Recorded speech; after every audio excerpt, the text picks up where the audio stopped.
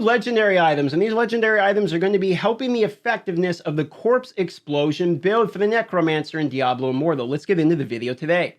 I'm going to show you a corpse explosion build. This build is using the new legendary items. I'm going to walk you through it real quick, but let me give you an example here in Elite Pack with a combat rating that's higher than mine. So if I attack them here using the Grim Scythe, then use the corpse explosion, bone wall my way to safety, and parting gifts just in case somebody hits me, you're going to notice a pretty good amount of continual damage, even on the elites at the moment. So what I'm actually doing is I'm running a fully integrated Grim Scythe plus corpse explosion build. Typically, I've been using the summons, but when you're pushing things like challenge rifts, or you're in a place where they're doing pretty high damage and you're having problems just staying alive, you can't really use the summons because the summons die rather quickly. But what I've noticed is the new legendary items that are out for the Necromancer are actually increasing your damage enough that it makes your DPS pretty strong without even using summons. So that's what I'm representing right here. And you can see you can even use some cheesy tactics like hiding behind the wall, etc., which is why we have that, combined with a parting gift for the chest plate to make sure we have survivability. But look how quickly we're chewing through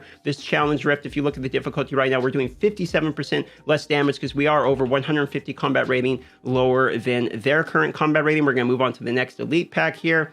Fighting this elite pack, we're going to put a wall up and wall ourselves into the corner. Grim Scythe again, and we're going to put the wall up for the Rangers, and we're just going to continue using the Rot Spur Corpse Explosion build to continue to do pretty good DPS. Put the wall up, continual damage burning with our offhand, which is helping us with the DPS with the wall as well. And this is without any of the grace set. I have 0 grace set pieces on, so the damage will only go up from here if you're going to end up using any grace set pieces at all. So let me go ahead and show you exactly what this build is.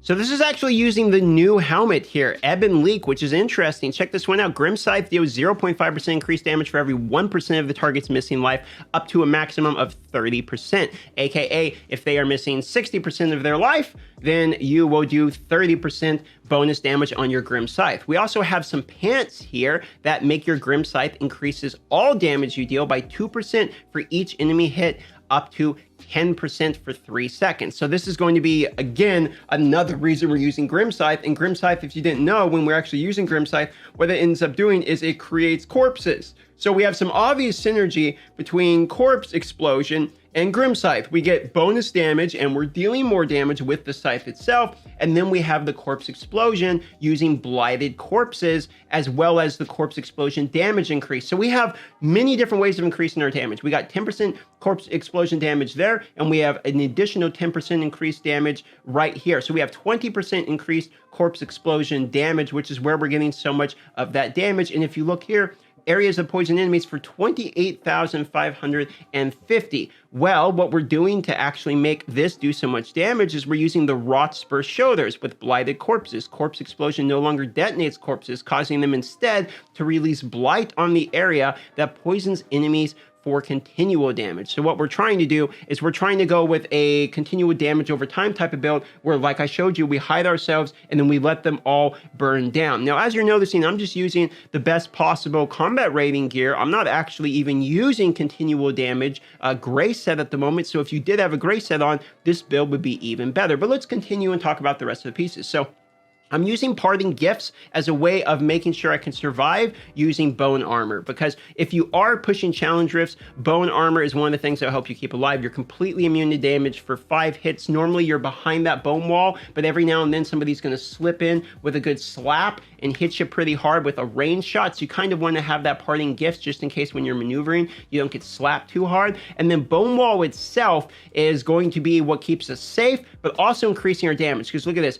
Bone Wall can now be ignited with so far dealing basically about 1,500 damage per second to nearby enemies. And if you actually look where I'm getting that is from the offhand here, which is Bone Wall can now be ignited with Soulfire. So this one right here is another fantastic item. So these are our parry. Obviously, we're using Clot Burst, which is going to give us more Corpse Explosion damage. So it's all around that Rot Spur, it's around the Bone Wall, and it's around the Grim Scythe to combine out. Now, if I had to pick some items that I would like to be used with this, it would be the continual grace set I've mentioned. But in terms of gems, Definitely, I think the number one for me is going to be Seeping Bile. This gives you an additional damage over time, because every single time your attacks hit somebody, you have a chance to poison them. So if you have Seeping Bile and you're continually dealing more and more and more damage, like these little procs, you're gonna have a really high chance of getting Seeping Bile to proc on everybody. So we're going to test this by doing the highest challenge rift I have yet to complete, which is 182. I'll show you the combat rating difference. That way you can judge the effectiveness of the build for yourself. Being the monkey I am, as soon as I said that, I forgot to show you the combat rating difference. It was about 300 combat rating difference. 313 is, I believe, what it was. I was doing 76% less damage, and they were doing like 275% more damage, to give you an idea. And I will run it here. So currently what we're doing is the full corpse explosion build I just showed you. We're going to try the hunt down blue pack. Damage is good, but you want to make sure that you are going from blue elite to blue elite, I believe. Here we go. Here's a whole pack of blue elites. So this would be a good example. Let's pick all these guys up. And see, the ranging is really what's going to make it hard. Is they have lasers, they have range.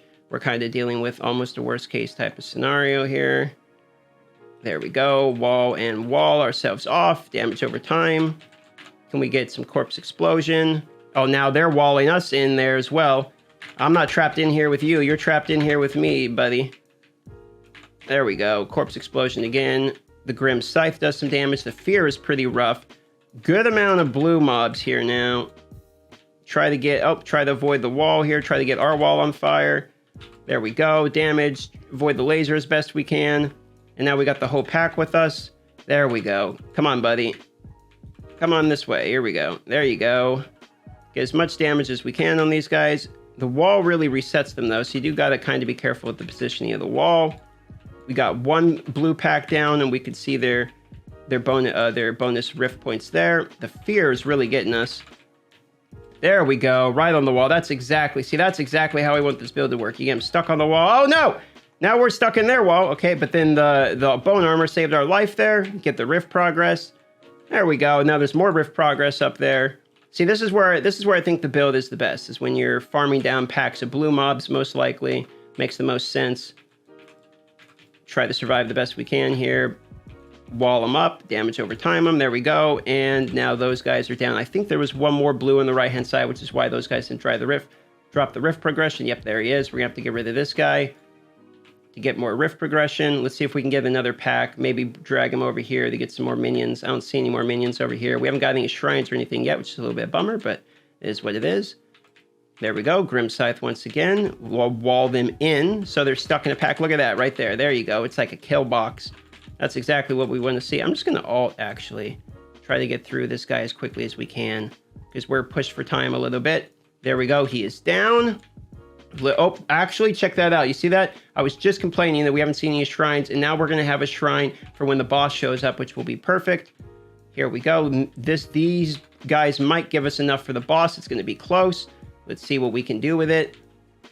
We need our bone armor to come up soon. We're taking damage here. Try to survive through the normal guys. Dodge as much of the range as we can. Wall ourselves off. Go ahead and corpse explode. There we go. We got stun on the guys right as they came out. Really did clear through the minions pretty quickly there. She almost got it. She almost sniped us there, though. That was kind of close. Okay, so now we have Bottled Hope.